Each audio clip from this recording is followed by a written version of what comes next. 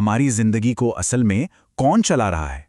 क्या वो हमारे फैसले हैं, हमारी मेहनत, या कोई ऐसी अदृश्य शक्ति है जो पर्दे के पीछे से सब कुछ कंट्रोल कर रही है? चलिए आज इसी अदृश्य आर्किटेक्ट को समझते हैं। क्या कभी ऐसा महसूस हुआ है कि जिंदगी ना बस एक ही लूप में फंस गई है? रात को सोते हैं, सुबह उठते हैं और पाते हैं कि सब कुछ बिल्कुल वैसा का वैसा ही है। वही पुरानी समस्याएं आपका इंतजार कर रही होती हैं। वही पुराना तनाव कंधों पर महसूस होता है और वही पुराने डर फिर से सामने आके खड़े हो जाते हैं और मन में बस एक ही सवाल घूमता रहता है, आखिर मेरी जिंदगी बदल क्यों नहीं रही? क्योंकि जिंदगी का 90% हिस्सा 90% बाहरी हालातों से नहीं बल्कि हमारे अंदर चल रही एक अदृश्य प्रोग्रामिंग से कंट्रोल होता है। और सबसे चौंकाने वाली बात पता है क्या है? ये सब हमारी इजाजत के बिना हो रहा है। तो चलिए इसमें थोड़ा और गहराई से उतरते हैं। इस पहेली को समझने के लिए हमें अपने मन की 2 परतों को जानना होगा, और इसे समझने का सबसे अच्छा तरीका है एक कप्तान और जहाज का उदाहरण। देखिए, हमारा चेतन मन यानी हमारा कॉन्शियस माइंड वो कप्तान की तरह है। ये वो हिस्सा है जो अभी मेरे बात सुन रहा है, जो तर्क करता है, जो फैसले लेता है। और दूसरी तरफ है हमारा अवचेतन मन, सबकॉन्शियस माइंड, जो उस जहाज की तरह है। वो एक खामोश कर्मचारी है। वो बहस नहीं करता, सवाल नहीं पूछता। वो सिर्फ और सिर्फ कप्तान के आदेशों को मानता है और उन्हें पूरा करता है। सोचिए, कप्तान कहता है हम खतरनाक दिशा में जा रहे हैं और जहाज कहता है ठीक है, आदेश स्वीकार है। कप्तान कहता है हम सुरक्षित पहुंच गए और जहाज फिर कहता है आदेश स्वीकार है। जहाज कभी ये नहीं पूछता क्यों या कैसे, वो बस कप्तान को फॉलो करता है। ठीक इसी तरह हमारा अवचेतन मन हमारी हर सोच को एक आदेश मान लेता है, बिना किसी सवाल के। तो अब सवाल ये उठता है कि इस शक्तिशाली जहाज को, इस सबकॉन्शियस माइंड को उसके आदेश मिलते कहां से हैं? इसकी प्रोग्रामिंग की शुरुआत होती कहां से है? जवाब है हमारे बचपन से। बचपन में जो बातें हम सुनते हैं, जैसे पैसे पेड़ पर नहीं उगते या जिंदगी एक संघर्ष है, हमारा चेतन मन जो तब तक पूरी तरह से विकसित नहीं हुआ होता, उन पर सवाल नहीं उठाता। और ये सारी बातें सीधे हमारे अवचेतन मन में एक तथ्य के रूप में, एक सच के रूप में जमा हो जाती हैं। और फिर यही जमा हुई प्रोग्रामिंग हमारी असलियत बनाने लगती है। तो प्रॉब्लम दुनिया में नहीं, हमारी प्रोग्रामिंग में होती है।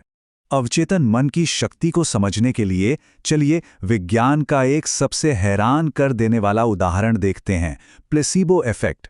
ये दिखाता है कि हमारा विश्वास, सिर्फ हमारा विश्वास, हमारे शरीर पर कितना गहरा, लगभग जादुई असर डाल सकता है। एक स्टडी में मरीजों को चीनी की गोलियां दी गईं, लेकिन उन्हें क्या बताया गया कि ये एक बहुत ही शक्तिशाली दवा है। और हैरानी की बात यह हुई कि मरीज सच में ठीक होने लगे, उनकी बीमारी में सुधार होने लगा। यहां दवा ने नहीं, उनके विश्वास ने उन्हें ठीक किया। उनके अवचेतन मन ने शरीर को आदेश भेजा, हीलिंग शुरू करो, और शरीर ने उस आदेश का पालन किया। और ये बात डॉक्टर जोसेफ मर्फी के इस कथन को एकदम सही साबित करती है कि हमारा विश्वास दवा बन सकता है और हमारा डर जहर। अवचेतन मन के लिए ये दोनों ही बहुत शक्तिशाली आदेश हैं। तो अब जब हम समस्या और उसकी ताकत को समझ गए हैं, तो समाधान की ओर बढ़ते हैं। सवाल यह है कि हम इस शक्तिशाली मन को दोबारा प्रोग्राम कैसे कर सकते हैं? हमें बस इसकी भाषा बोलनी होगी। देखिए, अवचेतन मन शब्दों में नहीं सोचता, वो तस्वीरों और भावनाओं में सोचता है। विजुअलाइजेशन इसकी अपनी भाषा है।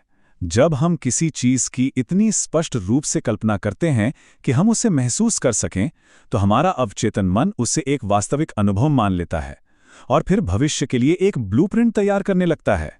एक और बहुत जरूरी बात, अवचेतन मन केवल वर्तमान काल में काम करता है, सिर्फ अभी में। अगर कोई कहता है मैं सफल हो जाऊंगा, तो ये सफलता को हमेशा भविष्य में धकेलता रहता है।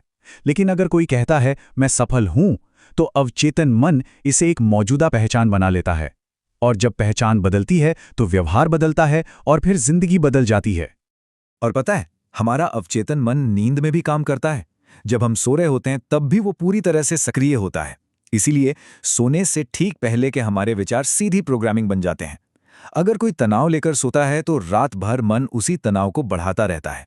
लेकिन अगर कोई कृतज्ञता यानी ग्रैटिट्यूड के साथ सोता है तो शांति कई गुना बढ़ जाती है। तो यहां तक हम ये समझ चुके हैं कि अवचेतन मन सिर्फ एक कॉन्सेप्ट नहीं है, ये एक जीता जागता सिस्टम है जो हमारी सेहत, हमारी आदतें, हमारे डर और हमारी पहचान सब कुछ कंट्रोल करता है। और अब असली शक्ति हमारे हाथों में है। सबसे जरूरी बात यह है कि प्रोग्रामर कहीं बाहर नहीं है, वो हमारे अंदर ही है। अपनी जिंदगी पर नियंत्रण पाना एक बाहरी नहीं बल्कि एक आंतरिक प्रक्रिया है। तो अब जब इस अदृश्य आर्किटेक्ट की चाबियां आपके सामने आ गई हैं, तो असली सवाल ये है कि अब आप क्या बनाएंगे। आज हम एक ऐसी जबरदस्त शक्ति के बारे में बात करने वाले हैं जो हम सबके अंदर मौजूद है, पर अक्सर हम उससे अनजान रहते हैं। जोसेफ मर्फी के काम के आधार पर हम समझने की कोशिश करेंगे उस छिपे हुए इंजन को जो हमारी असलियत को, हमारी रियलिटी को आकार देता है, यानी हमारा अवचेतन मन। तो चलिए इस सफर की शुरुआत एक सीधे और बहुत जरूरी सवाल से करते हैं। अपनी जिंदगी के प्रोग्रामर हम खुद हैं या फिर हम सिर्फ एक प्रोग्राम है जो किसी पहले से लिखे हुए कोड पर चले जा रहा है? सोचिए जरा। देखिए, हमारे दिमाग के ना दो हिस्से होते हैं, और सच कहूं तो दोनों ही बेहद शक्तिशाली हैं। एक है चेतन मन, जिसे हम जानते पहचानते हैं, और दूसरा है अवचेतन मन, जो असल में पर्दे के पीछे से सब कुछ कंट्रोल करता है। इसको ऐसे समझते हैं, हमारा जो चेतन मन है वो एक जहाज का कैप्टन है।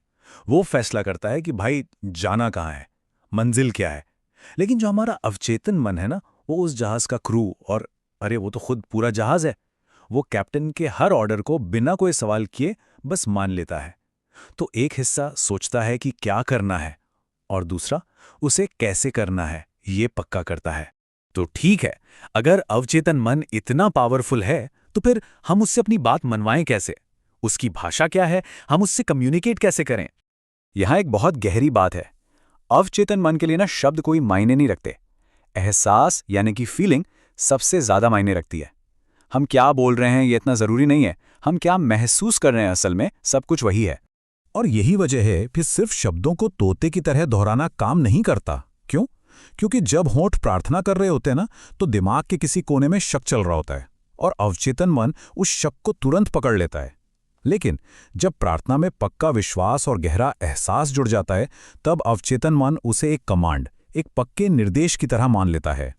और ये करने का सबसे अच्छा समय कब है? सोने से ठीक पहले का वक्त। इसे स्लीप प्रोग्रामिंग कहते हैं। ये वो पल होता है जब हमारा चेतन मन, हमारा लॉजिकल दिमाग शांत हो जाता है और अवचेतन मन का दरवाजा सुझावों के लिए सबसे ज्यादा खुला होता है। इस आधी नींद वाली हालत में बिना किसी रोक टोक के हम नए बीज बो सकते हैं। बस हल्के से इन विचारों को महसूस करना होता है। सफलता मेरी है, पैसा और समृद्धि मेरी ओर बह रही है, मैं निडर हूं। ये जो एफर्मेशंस है ना, ये सीधे हमारे सिस्टम में प्रोग्राम हो जाते हैं। अच्छा, अब जो हम अंदर प्रोग्राम कर रहे हैं वो बाहर की दुनिया में कैसे दिखता है? क्योंकि सच तो यही है कि हमारी दुनिया हमारे अंदर का ही एक आईना है, एक रिफ्लेक्शन। हम दूसरों से वैसा बर्ताव नहीं करते जैसे वे हैं, बल्कि वैसा करते हैं जैसे हम खुद हैं। अगर हमारे अंदर गुस्सा या नफरत भरी है तो वो जाने अनजाने हमारे रिश्तों में जरूर झलकेगी। इसलिए दूसरों को बदलने की कोशिश से कोई फायदा नहीं, अपनी अंदर की छवि को बदलना होगा। इसे अक्सर लोग लॉ ऑफ अट्रैक्शन भी कहते हैं, लेकिन जोसेफ मर्फी के हिसाब से ये कोई जादू नहीं है, बल्कि सिलेक्टिव अवेयरनेस का विज्ञान है। इसका मतलब ये हुआ कि हमारा अवचेतन मन एक फिल्टर की तरह काम करता है।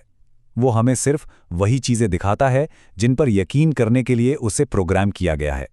चलिए एक बहुत ही आसान सा उदाहरण लेते हैं। मान लीजिए हमने फैसला किया कि हमें एक लाल रंग की कार खरीदनी है। जैसे ये फैसला लिया जाता है, हमारा अवचेतन मन फौरन एक लाल कार का फिल्टर बना लेता है। उसे एक नया साफ निर्देश मिल चुका है। और फिर नतीजा? अरे, अचानक से हर जगह लाल कारें ही दिखने लगती हैं। तो क्या सड़क पर लाल कारों की संख्या बढ़ गई है? नहीं, बिल्कुल नहीं। उन्हें नोटिस करने की हमारी काबिलियत बढ़ गई है। ठीक बिल्कुल इसी तरह सफलता के मौके हमेशा से हमारे आसपास ही थे। अब हमारा अवचेतन मन उन्हें हमारे लिए हाईलाइट कर रहा है। तो अब सबसे बड़ा सवाल यह है कि इस प्रोग्रामिंग को बदला कैसे जाए। अगर पुराने विश्वास काम नहीं कर रहे तो नए विश्वास कैसे डाले जाएं? तो चलिए अब बात करते हैं हमारी रीप्रोग्रामिंग टूल किट की। ये एक सिंपल 4 स्टेप की प्रक्रिया है। Step 1, awareness. अपने नेगेटिव विश्वासों को पहचानिए। स्टेप 2 रिप्लेसमेंट, उसकी जगह एक पॉजिटिव शक्तिशाली विश्वास चुनिए। स्टेप 3 रेपिटेशन, रोज रोज इस नए विश्वास को दोहराकर मजबूत कीजिए। और स्टेप 4 जो सबसे ज्यादा जरूरी है, इमोशन, उसके साथ एक मजबूत पॉजिटिव एहसास जोड़िए, क्योंकि याद रखिए बिना भावना के कोई भी अच्छी बात सिर्फ एक खाली शब्द है। और हाँ, एक बात गांठ बांध लीजिए, निरंतरता यानी कंसिस्टेंसी ही सब कुछ है। एक बार कोशिश करने से कुछ नहीं होगा। अवचेतन मन को बार बार लगातार एक ही बात बोलकर मनवाना पड़ता है। सुबह की शुरुआत आभार से, दिन में नेगेटिव विचारों को जानबूझकर नकारना और रात में स्लीप प्रोग्रामिंग। जब हम इस प्रक्रिया को अपना लेते हैं तो पता है क्या होता है? हमारी पहचान ही बदल जाती है। हम हालात के शिकार नहीं रहते, बल्कि अपनी हकीकत के आर्किटेक्ट, उसके निर्माता बन जाते हैं। ये लाइन इस पूरी फिलॉसफी का सार है। हम अपने अवचेतन मन पर जो कुछ भी छापते हैं, वही हमारी जिंदगी में हालात, अनुभव और घटनाओं के रूप में सामने आता है। मतलब साफ है, हकीकत पहले दिमाग में बनती है, फिर दुनिया में दिखाई देती है। अगर अंदर कमी का विश्वास है तो बाहर संघर्ष ही दिखेगा। अगर अंदर काबिलियत का एहसास है तो बाहर मौके ही मौके नजर आएंगे। सफलता पहले बैंक अकाउंट में नहीं आती, वो पहले हमारी कल्पना में आती है। और तब जाके ये गहरा सच समझ आता है, किस्मत पहले से लिखी नहीं गई है, इससे तो प्रोग्राम किया गया है। और जो चीज़ प्रोग्राम की गई है उसे बदला भी जा सकता है। ये सोच में एक जबरदस्त बदलाव है। हम एक प्रोग्राम की तरह जीने से जो बस हालात का शिकार हैं, एक प्रोग्रामर बन जाते हैं जो अपनी हकीकत खुद लिखता है, खुद डिजाइन करता है। तो अब जब ये कंट्रोल हमारे हाथ में है, तो सवाल सिर्फ एक है, हम अगला प्रोग्राम क्या लिखने वाले हैं। अगर आपको ये एक्सप्लेनेशन पसंद आई हो और आप चाहते हो कि ऐसी ही और बुक्स को सिंपल हिंदी में समझाया जाए, तो चैनल को सब्सक्राइब करना मत भूलिए, क्योंकि यहाँ हर वीडियो एक नया आइडिया लेकर आती है जो आपकी लाइफ को थोड़ा और बेहतर बना सकता है। मैं आपसे अगले वीडियो में फिर मिलूंगा एक और पावरफुल बुक के साथ। तब तक याद रखिए, सही किताब सही वक्त पर मिल जाए तो जिंदगी का रुख बदल सकता है। गुड बाय और टेक केयर।